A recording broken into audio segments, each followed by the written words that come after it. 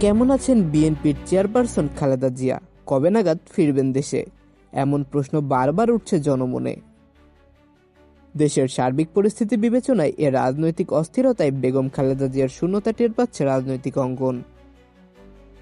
BNP ও ছাত্রদের মতবিরোধ ও সাংঘর্ষিক বক্তব্যে তৈরি হওয়া রাজনৈতিক অস্থিরতা নিরসনে জনগণ তাকিয়ে আছে এই সাবেক প্রধানমন্ত্রীর দিকে। খালেদা জিয়ার ব্যক্তিগত চিকিৎসক জানিয়েছেন, বেগম খালেদা জিয়া আগের থেকে সার্বিকভাবে বেশ ভালো আছেন। মানসিকভাবে সুস্থ আছেন বেগম জিয়া। তার অবস্থার উন্নতি হওয়ায় এখন তিনি তার ছেলে তারেক রহমানের বাসা থেকে চিকিৎসকদের তত্ত্বাবধানে চিকিৎসা নিচ্ছেন। তার চিকিৎসার তত্ত্বাবধানে রয়েছেন প্রফেসর প্যাট্রিক কেনেডি ও জেনিফার ক্রস। যুক্তরাজ্যের স্থানীয় সময় গত বৃহস্পতিবার রাতে খালেদা জিয়ার ব্যক্তিগত চিকিৎসক এজেডএম জাহিদ হোসেন বলেছেন, খালেদা জিয়ার লিভার প্রতিস্থাপনের বিষয়ে মেডিকেল বোর্ডের চিকিৎসকরা এখনও কোনো সিদ্ধান্ত নেননি। তার বয়স ও স্বাস্থ্যের উপর বিবেচনা করে পরবর্তী সিদ্ধান্ত নেওয়া হবে।